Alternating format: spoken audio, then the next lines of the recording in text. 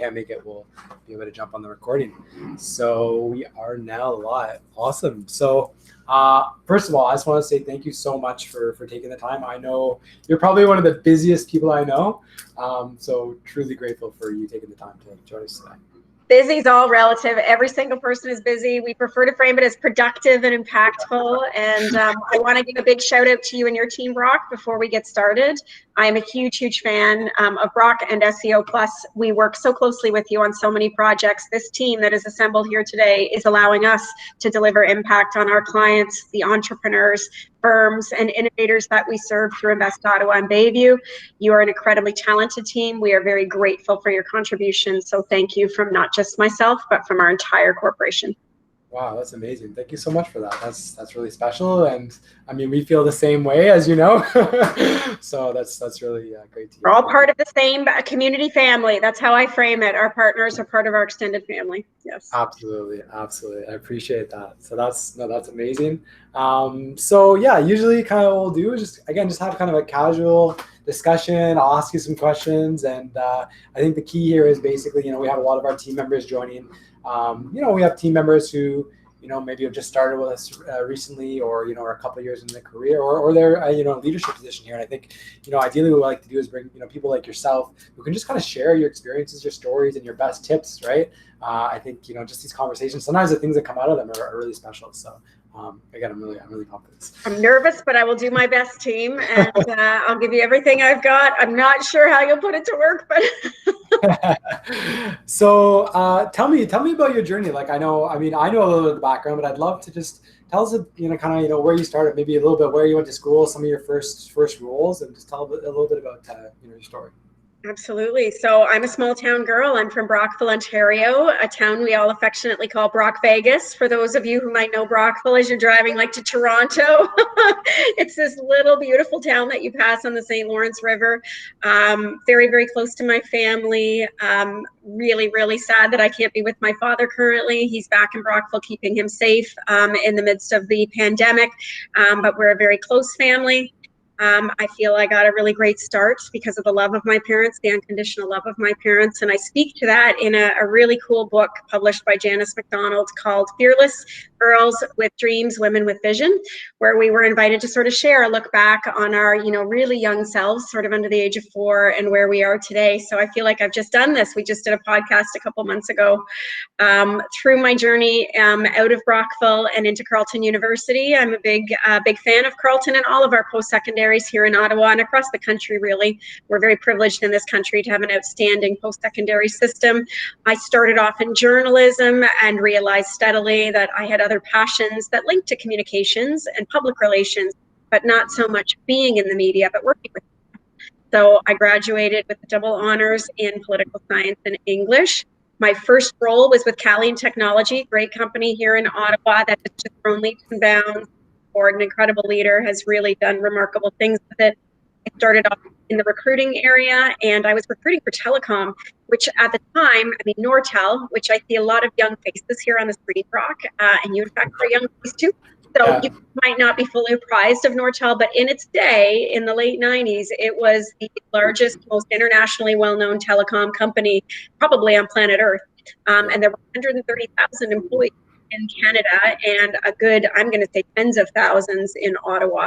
And I got recruited by Nortel right out of Calian. That was my dream. I wanted to work in tech. I wanted to be stimulated and surrounded by all of the brilliant engineering minds and innovators and get a chance to learn and really cut my teeth in the tech sector where I saw tremendous opportunity. And of course, Ottawa is a big tech hub. We are a global tech hub. And although there's an impression by many, including those around the world, that Ottawa is the sister city to Washington, and of course we are the seat of the federal government, we are far more than a federal government town. We take all that federal government expertise, all those talented policymakers, and we mesh them with all of our incredible tech companies and innovators and brilliant minds. And wow, does that create immense opportunity. And I can speak to that a little bit more as we go forward into the interview, but I wanted to work in tech. That was a big passion of mine. So I started off working in the optical networks division. And at the time, Nortel had a lot of great mentors who were willing to pull you up. I might have been 24, like I'm 47 now. And so when I look back and I think the opportunity I had to work with some very seasoned, experienced executives, not even just here in Ottawa, but around the world. It's like every 3 or 4 months, I was getting these new opportunities. I was getting promoted and having a chance to work with new clients. And I'm thinking, I'm not even 25 yet. So it's a real privilege. It was a real privilege. And I learned a great deal. To this day, I think it was one of the most formative and important experiences of my career. And it really set me up for success, and it motivated me in a way to really, really commit to tech and want to help other tech innovators not just tell their story. Tech can be very complex. As you would all know, you're all in tech doing great things. For an average intelligent layperson, it's very hard to understand what the value is and how it can be applied and what that means to me. So I really started around that corporate communications focus. And of course, Nortel did meet its demise. I feel like I went right up the hill to the crest of the mountain where it was, money was plentiful, customers, they were on top of the world. And then literally within a few months, we were right in the valley of death. And all of a sudden, I was managing all of these layoffs, these heartbreaking layoffs where I knew families, children, people were going to struggle to feed their families. And I really wrestled with that emotionally. And tried to find ways to help those that were impacted that even went beyond what I would call HR. We created a network internal to Nortel and to our division, and we were trying to help those good folks find new opportunities. Big learning. I then took on a role, director of Marcom for CMC Microsystems. There's lots of CMCs, including several in this area. This is actually an organization that serves university researchers coast to coast and enables them to design, make, and test different types of microsystems, whether it's microelectronics, photonics, MEMS, microfluidics, how much I learned back then, all of these different technologies and how they put them to work in different applications, but through the research lens. Because at the time I was actually living in Ottawa and going back and forth a whole lot, it was becoming very disruptive in my world. I chose to wrap up at the end of the fiscal year of 2008, and I launched my own consulting company. And I focused very squarely on innovation, science, and technology-based clients, with a lot of entrepreneurship and economic development wrapped around it. I had the privilege of working with a lot of international organizations in that capacity. So building R&D partnerships between Canadian companies and researchers and those in Israel, Brazil, China, and India. Really fantastic experience. I can't even tell you the personal learning I took away from that particular portion of my career. But alongside that, working with granting agencies and councils like SSHRC, the Social Sciences and Humanities Research Council, huge billion-dollar organization, right down to some of the up-and-coming startups that are supported by the likes of Invest Ottawa, right? But I did it from Vancouver to St. John's and into California. I couldn't have asked for a more beautiful experience, really, and the opportunity to work with lots of great people that I still stay in touch with. I have built worked really hard to build a strong network. And so that's probably something that I would say, if you ask the average person who knows me, what are some of the things Sonya is known for? Trying to build and invest in relationships, even when they might not be relationships that you're cultivating from a professional perspective on a project or a client relationship right at that juncture, but always staying in touch with just the amazing people that you can give to, that also share learnings with you. There's so much value in those relationships. It's a lot of work, though, to keep up and to continue investing because it's not something that can be done surface level. So that consulting period, and technically I do still consult, as a matter of fact, 12 years, right? I was an accidental entrepreneur. I just decided at the end of my journey with CMC, I really want to think hard about what my next chapter is and where I can have the most impact and influence, what taps into that tech love I have, but also my desire to help planet Earth, to help people, and to do something worthwhile with my time. I thought, well, I'll give this consulting thing a shot, and it'll keep me busy while I evaluate all these opportunities. And one of the coolest ones I got was the Canada-California Strategic Innovation Partnership. My secret dream is to have a home, not that I'm leaving Canada or Ottawa, but a home in California that I could go to when we're out of this pandemic period and we can do it safely. I love California. I love the sunshine. I have a lot of friends there, and it's just, an incredible tech epicenter, and there's lots of opportunity for collaboration. So, that was like a dream contract. I'm like, I'm all over that. You don't even need to pay me for that. I just want to do it. And so, I was working with the staff of Governor Schwarzenegger at the time. Like, it was cool. I didn't meet him, but I met a lot of folks who reported into him, and they were all great. And, like the type of research they were doing was inspirational, and it made me feel like I was doing something that was meaningful for those I was working with, and hopefully for society more broadly. So my consulting journey has been varied, lots of different types of clients. And, then I stumbled into Invest Ottawa and Bayview Yards. And I did that through work that I was doing internationally with a gentleman named Steve West, who I still have the privilege of working with now on the board of directors of the Royal Ottawa Hospital. He said, we have this little project, this Bayview Yards thing that they would like to get launched, and they need some federal funding, and you seem to know how to get dollars. And I'm like, yeah, I've spent a lot of my time with my consulting clients pursuing public funds, building partnerships, the strategies going, and we don't use the word lobbying, we use the word educating and informing all of the policymakers on the value of it, getting it over the line, and then structuring the rebranding of it. So there was always a communications piece I loved on the heels of it. So he said, we're doing this little thing. It's had a few false starts.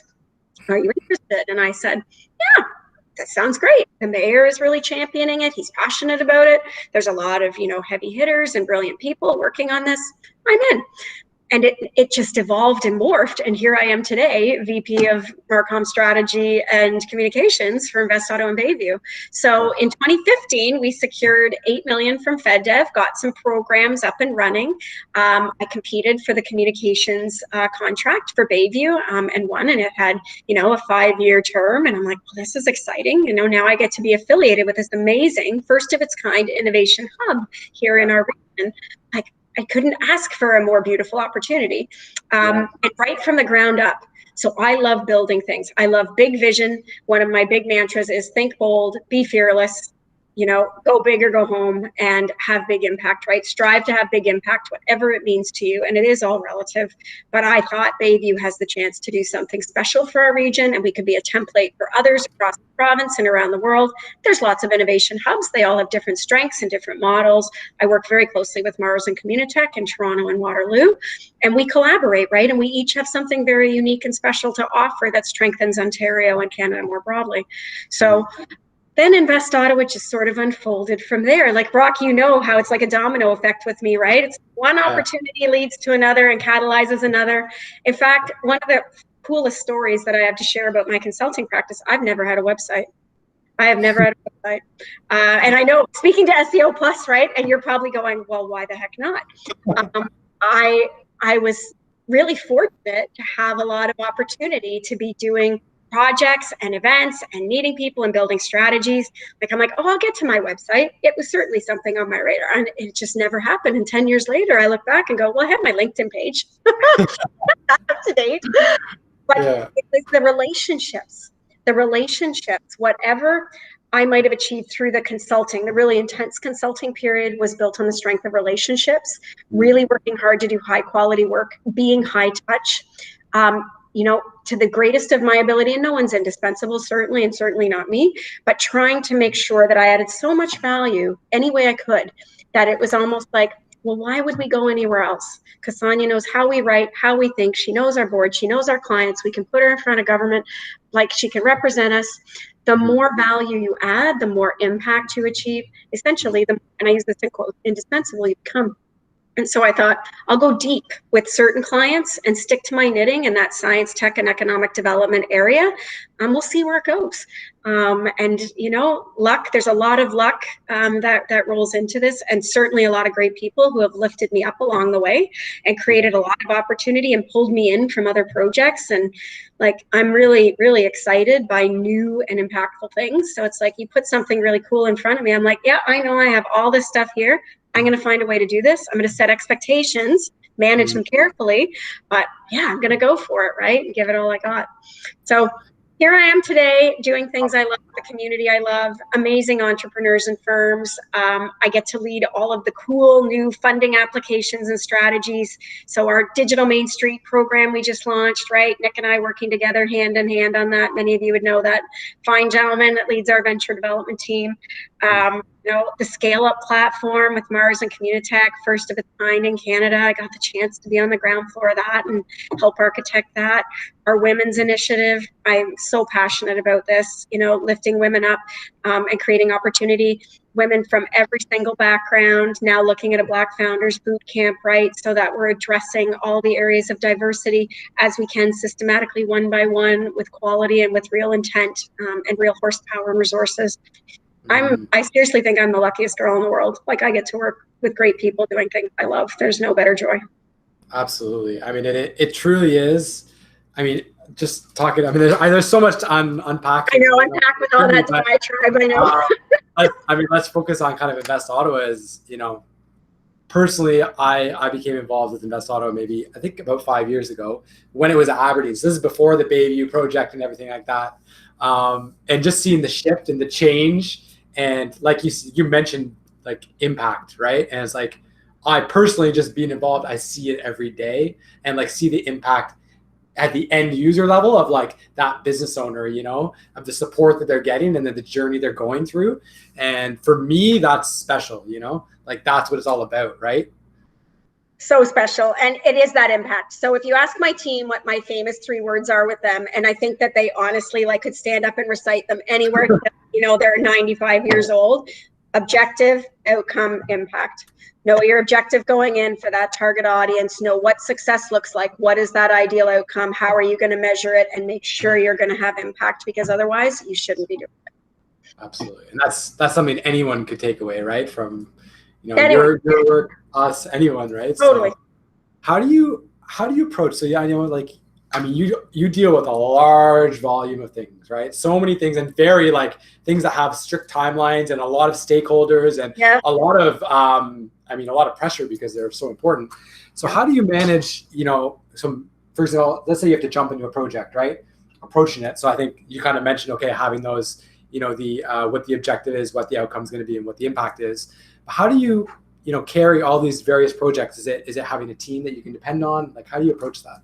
It is a real mix of criteria, I would say. So having a team, because of the volume of really unique and impactful initiatives we manage, there are so many pieces. If you got under the hood of the car at Invest Ottawa and saw what it took to orchestrate just one of those initiatives, let's take Scale Up.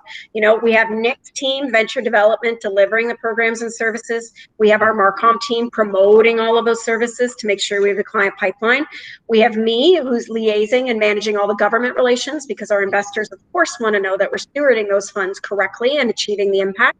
I just finished 4 big reports for FedDev last week that took so all of that reporting, right, the writing and the management of those relationships.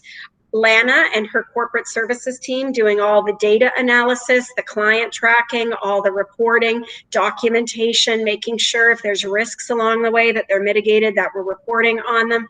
You know, Mike dealing with the president of a lot of the agencies that we support. It's a system. Everything is interconnected. So having a team that you can trust with clarity around roles and responsibilities. So trying to eliminate overlap or questions about who's responsible for what. And that's always a work in progress. There's a lot of dynamic pieces, especially the more you grow and the more you take on and you look to add more value. You've got to have a little bit of latitude there. But as crisply as you can, defining who's on first and who's responsible for what, how you're tracking and measuring, and having all the technology and the systems in place to make it turnkey and enable you to almost automate it so that people power isn't required to do that. Looking for those wins and productivity is critical.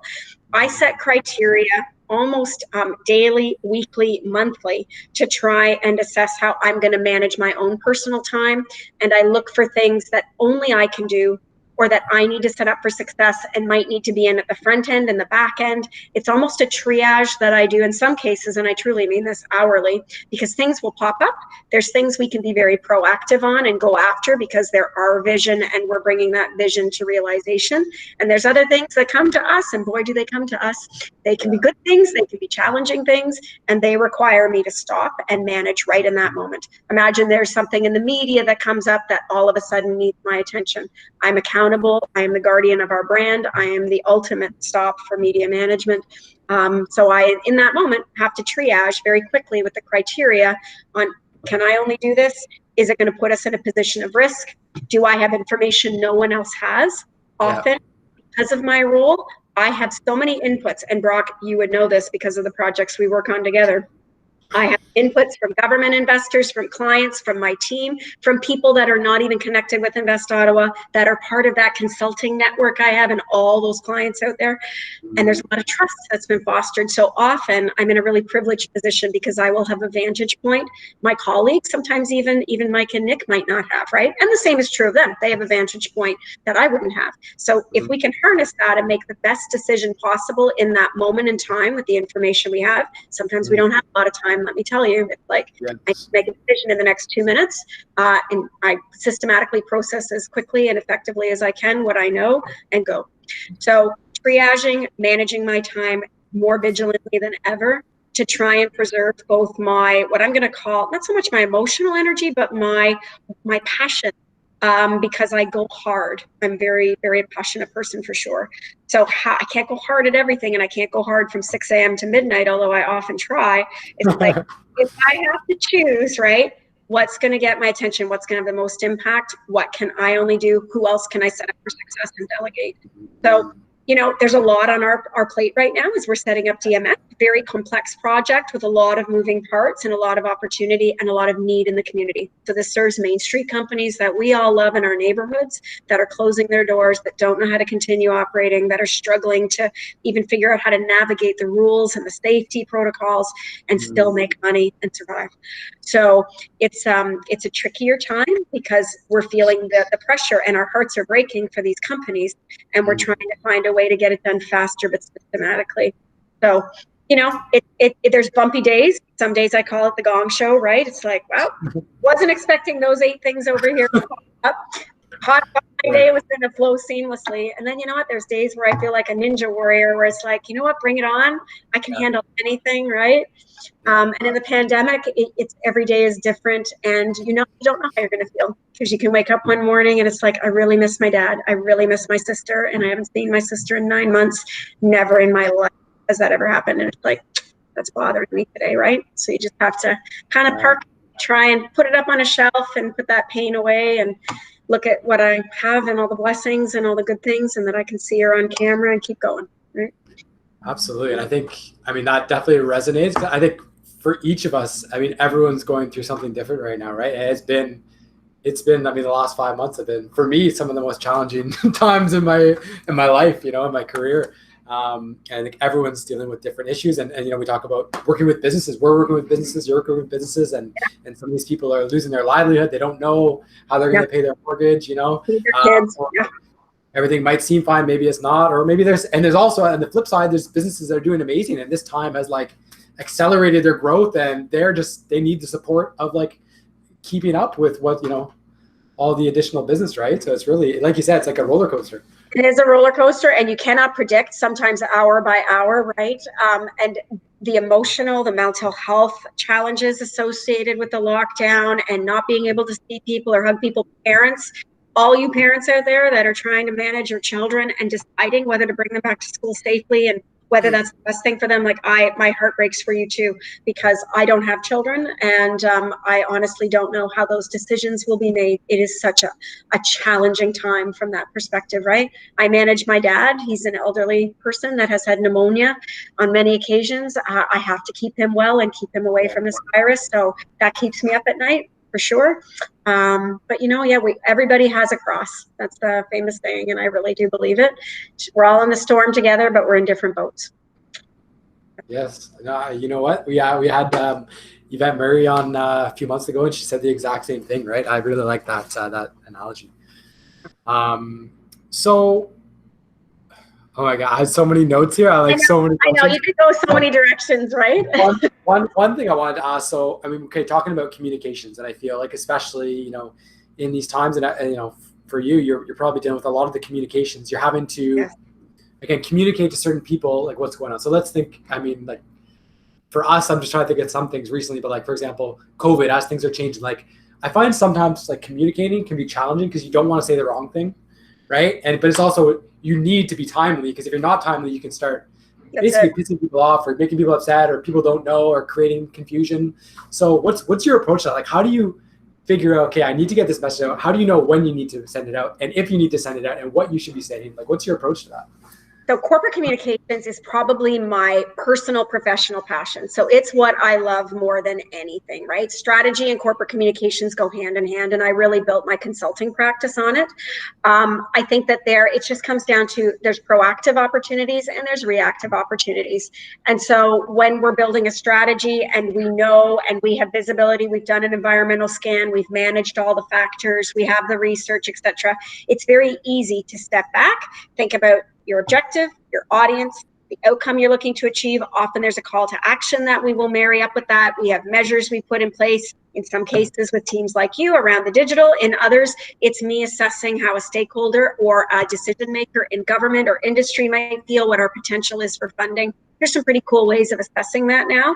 Proactive is the easy part, I'll call it. The more challenging part, when it's planned and it's managed and it's like part of your strategy, right? It's like tomorrow at 12, I'm going to build out the key messages for our precision agriculture strategy, and they're going to roll with the mayor in 1 month, and it's perfectly done. Then we have things like the pandemic, or some of the tragic circumstances that have risen up in our world. And racism has existed for centuries. It is absolutely prevalent in Canada. It is prevalent in our organization, it's prevalent in our city. And we are looking at that very, very carefully. And those are the ones that are more challenging because, Brock, what you said, I in particular do not want to get this wrong because I know how important it is. And so when we look at those imperatives that are more reactive, we do take time to stop. In fact, our statement about becoming a better ally, I waited 1 full month before we issued that across our channels. Why did I do that? Because I wanted to go internal and first support our employees and work with them one-on-one in small groups in a substantive way to make sure they were supported with our leadership team, that we started to talk to them about what we could address inside our organization and how we could build it into our programs and do something better in the community step by step. And it is a journey. We took that time internally, and I think that was critical. And some people may disagree with that, and we recognize that. And I believe with all my heart, the right thing to do was map out our action plan and put real resources behind it, and then communicate with our community. And we worked with some of the experts we've paid from members of marginalized communities to help us. We took that step too, to try and make sure we were looking at it from all the different angles. I'm a big fan of trying to anticipate what it will mean to someone else. So if I put my, board of the Royal Ottawa Hospital hat on, what does it mean to me? If I'm the chief of police, what does it mean to me? If I'm an entrepreneur served by Invest Ottawa, what does it mean to me? If I'm the child of an entrepreneur that's Black, what does that mean to me? Like, we tried to look at it from a lot of perspectives and hear from those audiences so we could take that real feedback and incorporate it into our approach and get their buy-in and their feedback. And what related was we're hiring a diversity inclusion strategist in Invest Ottawa. That's a huge step for us. I'm so proud of Invest Ottawa for doing this. It is so important, and it will be enabling for us to do things more authentically with the right resource. So you can't expect to have big outcomes if you're not willing to make the investment. And nothing happens easily. And I learned that through our Female Founders and Women-Owned Business Initiative, right? It was not about hosting one event. It was not about sending out a little bit of social content or even featuring a woman entrepreneur or a Black entrepreneur or someone from the LGBT community once a month. It's about really making a difference and committing to do it right across the whole organization, through every program, through every service, through your recruiting practices. It had to permeate the whole foundation of our culture and our programs. And then you have to execute consistently month over month to those principles. That's what's driven change on our female founder strategy. That's why we are where we are today. We have a long way to go. But boy, I can tell you, when I look back, it's night and day from where we were when I started with this team in 2017. And I hope the same will be true on diversity and inclusion. And there's a series of commitments we published that took us 1 month to build. Was it the right timing, Brock? I think there are some who would say yes. I think there were some that absolutely say no and say Invest Ottawa needed to make a statement 24 hours after that tragic murder of George Floyd, and you didn't.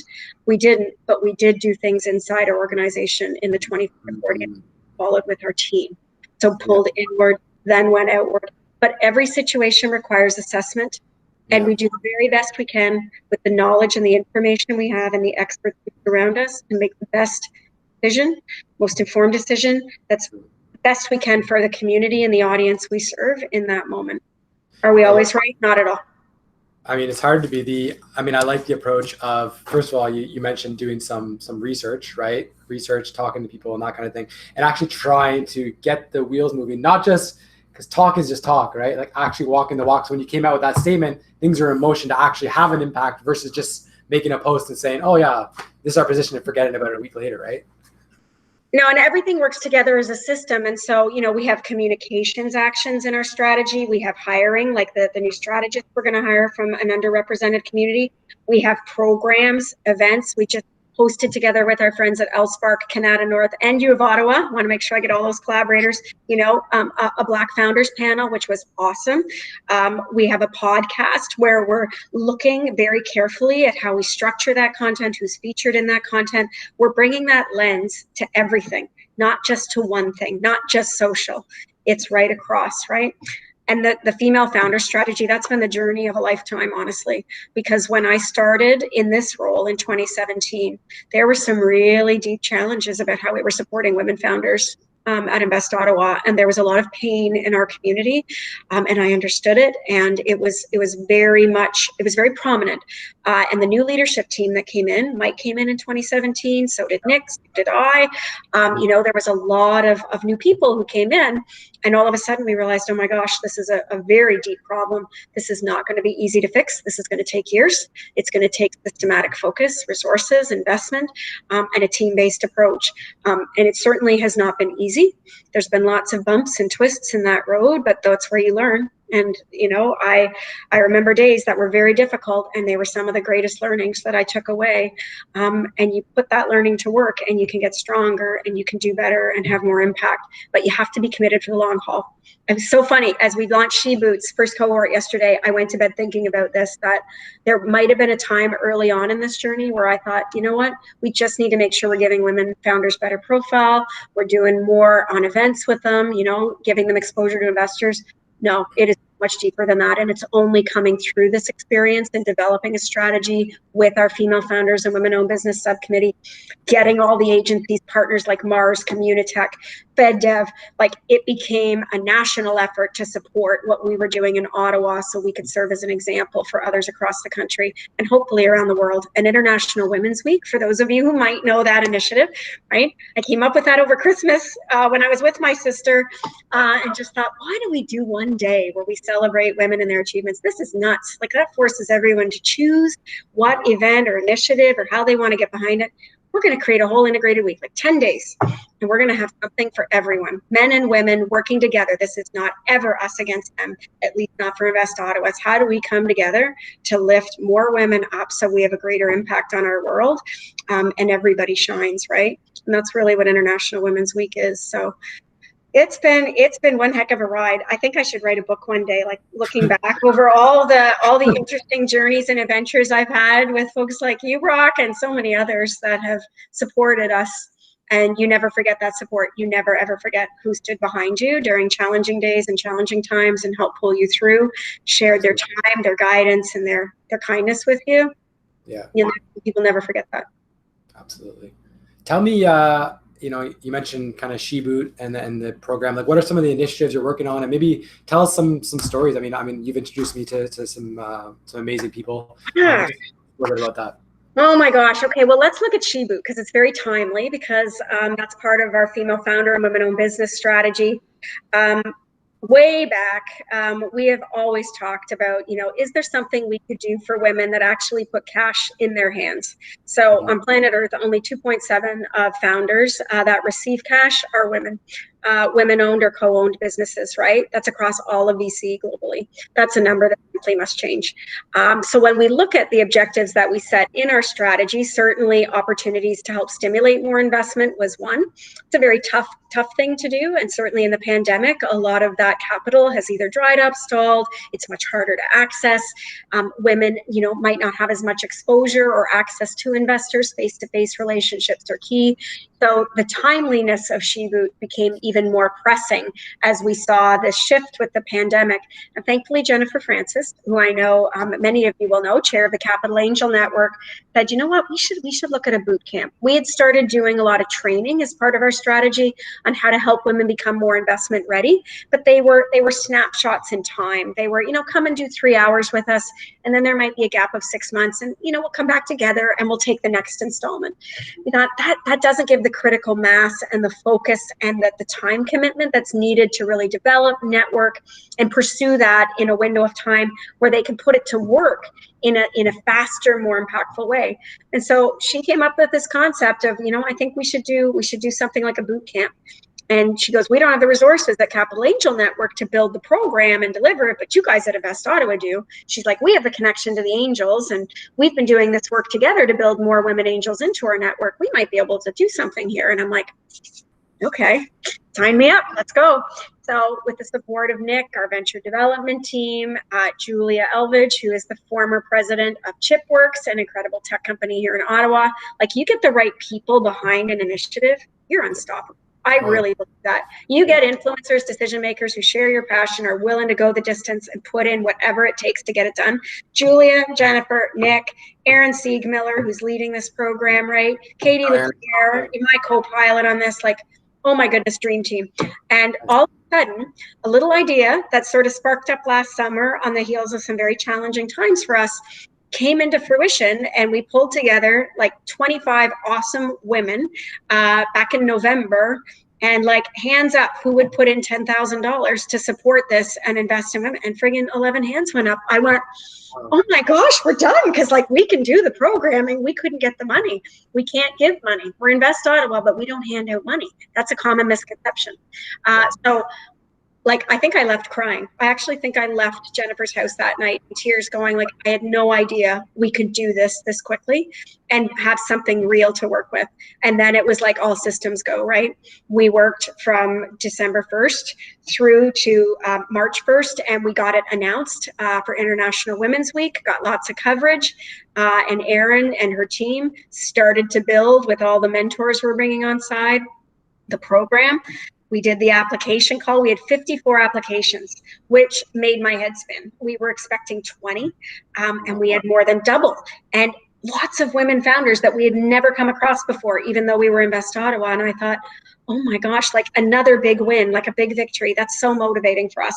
So, we did the evaluation. Our goal was to help every woman founder who came through that program, whether she qualified as part of the 10 or not. We have connected them into other programs we offer, others in the region. We had other applications from across Canada. So from Toronto, Halifax, Hamilton, Calgary, BC, we've connected all these women to others in our network.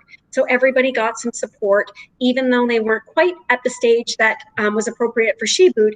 We made sure that they had somewhere that they could get support to continue supporting them in their journey. So we feel really good about that too. And now here we are. We have 10 women that are kickstarting with us in September. It was a journey, right? And it was a journey that came out of all these difficult, challenging times, and all the pain in our community. And look at the goodness.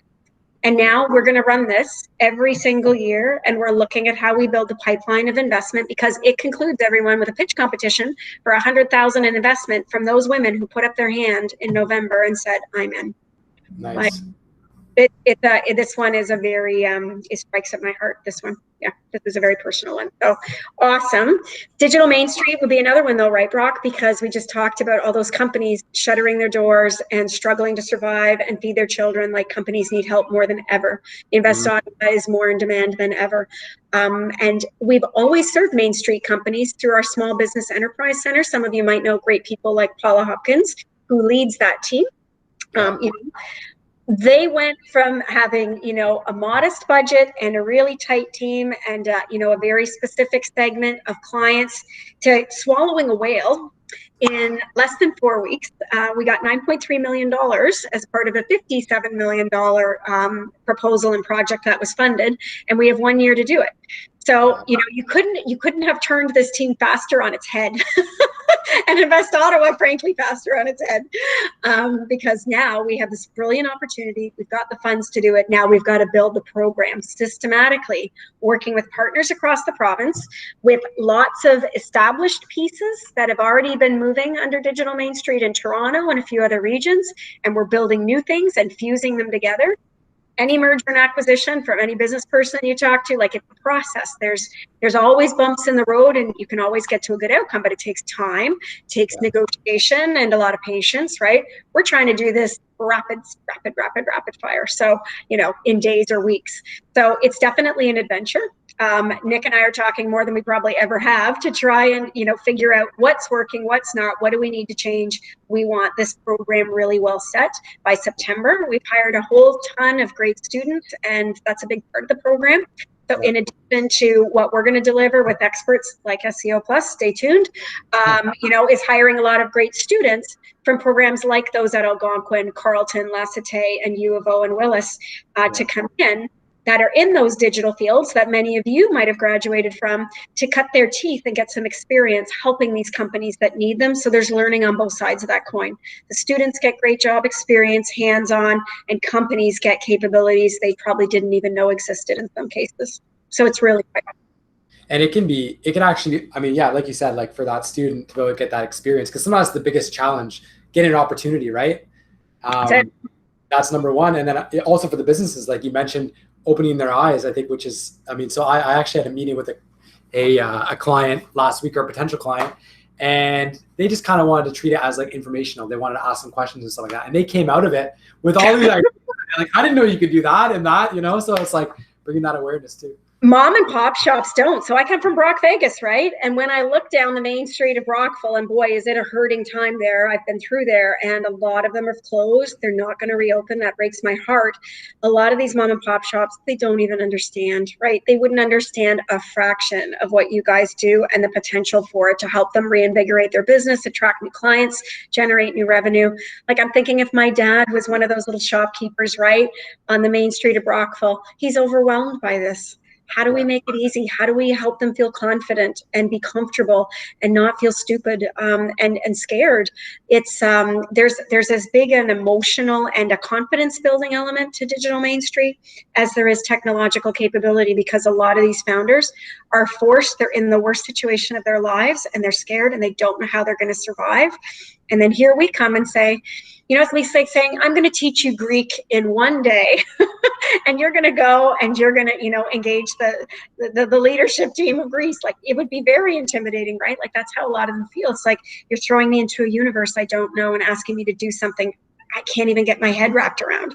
So trying to find the right people to relationship build while delivering these programs and helping people feel that they've got hope and that they've got a path forward that they can be confident in, and that they're supported, and that we know it's difficult and something that might be totally out of character for them to even consider, or that they never even knew possible. That's a big part of this too. Absolutely. Yeah, that's so the other question I had was, how do you, so I know you're a mile a minute, you got a million things going on. Like, how do you replenish your energy? How do you, energy? Wow. I could say Red Bull, and I can hear all kinds of people I love in my life saying, oh my gosh, you're still drinking that? You know what? It's people. It's people. It's the opportunity to steal moments with my sister and my dad and my little 3-year-old nephew, who is the most beautiful, happy child in the world. To spend time with friends. So I don't watch a lot of TV. I'm not a movie buff. I do enjoy music. Concerts, of course, off the radar right now, which is disheartening. But I love listening to music. And for me, it's all about quality time with people I love. It really is. So when I'm not working, I'm not someone who will turn on the TV. I will go and I'll say, okay, I'm going to make dinner, or we're going to go to dinner, or let's have a coffee or have a glass of wine. I just need to, spend some time with people I love that, are going to talk about other things outside of work. I often end up talking about work, and it's really hard for me sometimes because, you don't turn this world that we live in off. And I'm so passionate about the work we do, the clients we serve, my team. I love my team. I love who I work with and work for. And so it's very hard to turn off and be present in the moment sometimes. That's one of my biggest challenges, frankly, is that my brain is always percolating. And Brock, you probably see this in the time we've worked together. But the time that I do take down, it's spent with family. And I do try and make sure my devices are away and I'm with those good folks, because they're precious, right? Time is a finite resource, and I have never realized that more. Not being around my family and being able to touch them, and I'm not touching and hugging my dad because I'm scared that if he gets this virus, it will lead to a tragic outcome for our family. And so, I mean, I'm very, very careful. I'm wearing a mask in his home. I'm not in his home hardly at all. So it's with people. That's what recharges me and fills my heart and drives me. And having passion at work, things, challenges and opportunities I'm passionate about. You know, if it was sort of run of the mill work, it wouldn't be so easy to give it everything I've got. But I have such great opportunity. Mike Tremblay and our board and our leadership team believe in me so much. It's such a privilege, and have given me so much latitude, you know, to bring my vision and my goals to them and to pursue them with City. And it's just been awesome, really. But it's tough. I won't lie. It is definitely, you know what, there are weeks where it's like, you can't keep with the email. Email is a vortex. I swear it's a pit. It's endless. This universe, that's a big myth that it ends. It's just always there, right? You've just got to choose on some occasions to say, I'm done for today. Everything can wait. There's nothing burning here. I can delegate some of these things tomorrow, and my friends and family need me, and I need them. Yes. So. Amazing response. I can relate with a lot of that, right down to the Red Bull. I'm sure you can. I'm sure you can. We could raise a Red Bull together some days. Oh, I love that. All right, well, I'm going to open up the floor to questions. See if anybody has some. You can either throw them in the chat, or if you have a mic hooked up, go for it. So we'll see. I'm not great about following chat. Okay, here we go. So I'll read them out for you. So number one, first of all, Anton says about 20 minutes ago that you not having a website as a consultant was unacceptable. I'm just going to put that out. Hi, Anton. All right. So Amanda, of all of the Invest Ottawa and Bayview Yard clients, which one was the most interesting or most inspiring to you? Oh my gosh. Okay. So there's a saying, right? Like a parent loves all their children equally. I have 2 fur babies. I love them equally. I mean, I'm inspired by all of our clients for different reasons. But if I had to choose one that I particularly am passionate about is the grocer. I'm sure you guys have heard about the grocer. Corey and Alita, out of U of O, passionate about social enterprise. They took a sea shipping container and they outfitted it with hydroponic technology that can be controlled remotely, up and down in terms of heat and moisture. And they are growing all kinds of incredible produce in 3 weeks in climates as low as minus 56 degrees Celsius. Yeah. In addition, they've built it in such a sustainable way that they can help communities to get funding from different governments, that they can make it part of their revenue generation strategy for the community. Like, they are building in so many social give back elements into their business model, but they're also profitable. And so the biggest, most passionate lesson that we try and share with social entrepreneurs is you're still running a business. It's amazing that you want to give back. That can be a big differentiator in your business and help you drive that revenue and clientele. If you can't keep your doors open, if you can't continue to sustain, you're going to lose all that value and impact you're trying to achieve. So making sure the business principles are there and are sound, plus the give back element. Corey and Alita nailed it. They're under the age of 30. I mean, they're changing our world. They were one of Fast Company's, you know, ground changing food innovations 2 years ago. They might have been 28 years old. You know, I'm just in awe. I'm huge fans. I keep saying, like, keep signing my stuff. Here's a t-shirt, sign this. When you're like, you know, the next Bill Gates and Bezos, I'm going to put that up in my rec room and say, I knew them when, right? And they were from our town and our region and U of O, and they're just killing. Yeah. They're amazing. And I've actually done work with them over the years on their SEO and stuff like that. And I know, you know, food insecurity, especially in the North, is a big issue in Canada. And they're addressing that, you know what I mean? And bringing fresh food where there isn't fresh food, you know, so help this community. And the cost of it, right? To get food up into the Northwest Territories, a head of lettuce costs something like $12. It's unreachable. It's unfathomable for those communities and those people.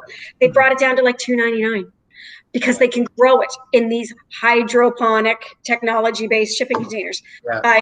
Honestly, I'm huge fans, and I'm so proud they're from Ottawa and from one of our universities. Yeah, absolutely. And the University of Ottawa gave them a lot of support, allowing them to do that. container and growing it for their cafeteria, right? So that was pretty cool too. Anton, all right, so not sure if I'm phrasing it correctly. How do you take on the projects where you can't fully understand every part? Do you have any tips on making a plan and focusing on the right things? So looking at the big picture, the 60,000 foot level and what I'll call the big rocks is always where I start. It's very easy, especially when you have passionate people who have very specific roles and responsibilities and they can do a deep, deep dive on one niche area. You know, you want to cultivate that. You need people who are going to look after all of those details. What's the saying? You know, if you look after the pennies, the dollars take care of themselves, right? Same is true in a project. You get the right people, you get all the responsibilities covered and managed. But as a leader, it's the big picture, putting the big rocks in place, looking at risks. So when you think about that target outcome, what are the risks that could derail you to the best of your ability? No one could have predicted the pandemic. That's really an outlier. But when you look at that, how do you mitigate the big picture risks and then put the communications in place to stay in touch with those who are accountable for the big rocks and managing and supervising the people who get into those weeds and play a very critical role, making sure each of those elements rolls up into a big rock that's managed. It's never possible to know every risk, every facet, how every client is going to respond.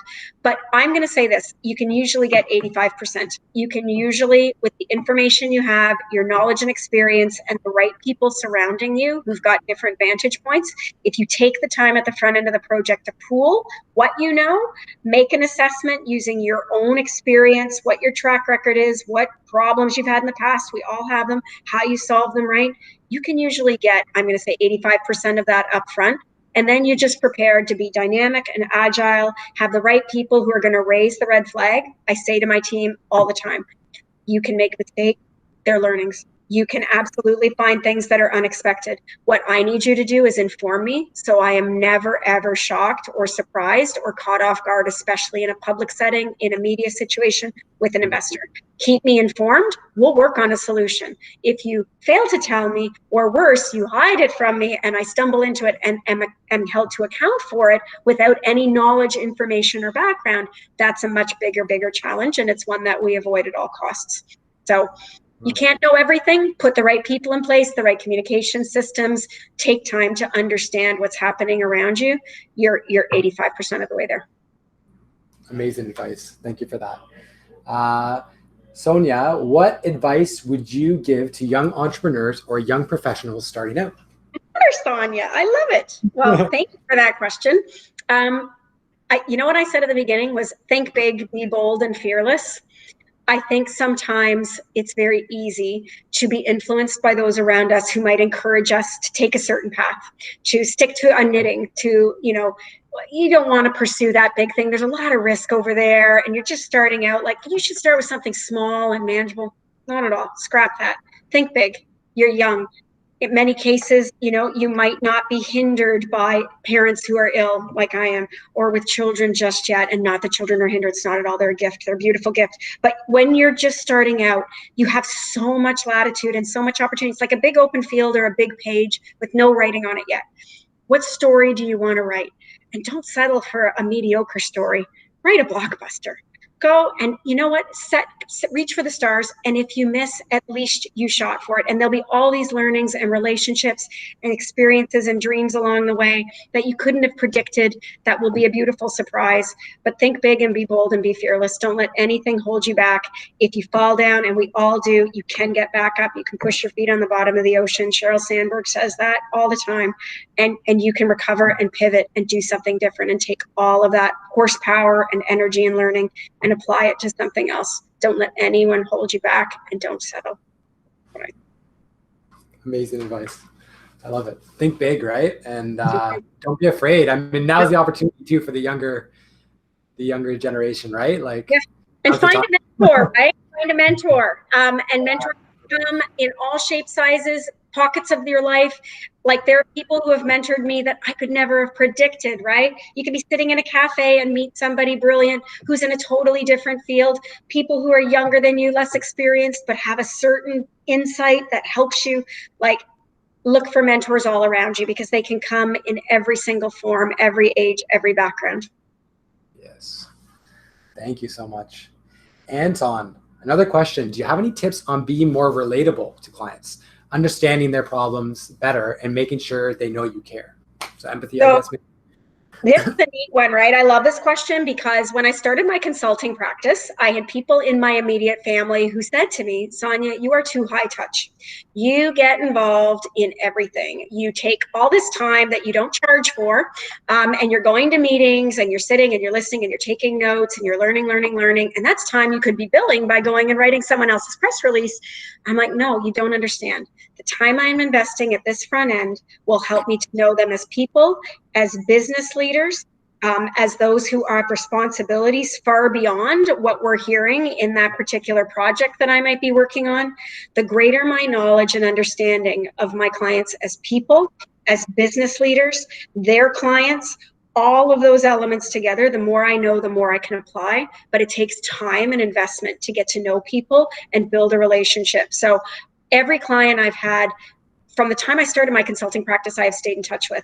That takes a lot of effort. And it's varying degrees, right, of levels of contact. But I can pick up and call Wavefront, which is an organization I served in 2008 on a whole bunch of proposals that has since shut down and hit very hard times. And in fact, I went to them when they were shutting down and in the media around very negative circumstances. And I coached them on a series of steps to help manage their perception in the media, the individuals who had been so good to me, to try and help them personally through this very turbulent period for probably 3 months, right? Going the distance, going above and beyond, doing things you're not paid for, taking the time to learn about them as people, listening, doing less talking, and trying to take it in and then applying that in a whole lot of different contexts. The more trust you foster, the more loyalty you build. But you have to deliver on what you say, and you have to be authentic. And it can't appear rushed or contrived just to serve a dollar, right? I genuinely believe that those I worked with know that they could call on me, and if they couldn't pay me, and you can't always do this, and everyone's in different situations, and I was very fortunate to have the ability, and I wasn't reporting into anyone, and I wanted to keep it that way, that I could say, you know what, I know you can't go over this budget. We're going to do this week pro bono, Bayview Yards, key example. A lot of pro bono work in 2015 on Bayview. Yeah. Get it set up for success because there was a lot of politics around it. There was a lot of stakeholders. Everybody wanted to learn, and we were trying to harness all these different resources. So as long as it's authentic to you, and you can genuinely build trust, you can build loyalty, and you can help to understand what those challenges are. You can start to project and predict what those challenges will be, so you know. But being relatable to people just takes time to relationship build. That's really what it comes down to. Absolutely. Wow. That was an amazing response and like very relatable. I've been going through a lot of stuff lately, and like those points you were hitting on is like, yes. Really. The more you know, the more you know. There used to be an ad campaign, the more you know. And it's so true, right? But it takes time. It takes investment and prioritization. Yeah. And like just commitment, right? To truly listen, to understand, to put yourself in their shoes, to see what can I do for them without necessarily getting something back in return. Who do I know that can help them? And that's it. That's a big one, Brock. And I love the network, harnessing the power of your network. Who do I know? How can I help?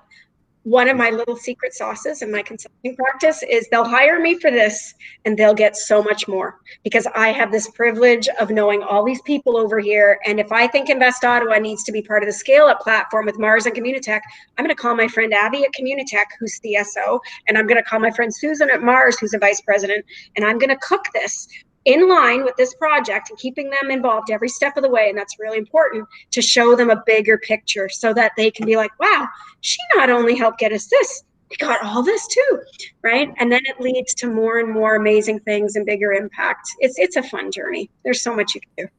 Yeah. Absolutely. Well, amazing advice. I just want to say, I mean, we're at the hour, so just in respect of your time, I just want to say thank you so much for taking the time. Always great to chat with you. And, you know, if anybody wants to connect, what's the best place? LinkedIn? Sonya Shorey, just look for me. I'm everywhere on LinkedIn. I'm a LinkedIn girl. That's my one area of strength. If I have any strength, and there is not much on social, it's LinkedIn. I know how to use LinkedIn. Well, make sure we'll put the Training Thursday post on very soon, and you share it to your network, and we'll see it go viral. I will. My nephew does this hug. This is the virtual hug my nephew does, and I send it to all of you. Thank you again for your support and your amazing commitment to invest into our clients. We love working with you guys. You're awesome. Really appreciate it. Hope you have a good rest of the week. And again, thank you so much. Thank you. Take care, guys. A Bye. pleasure to be here.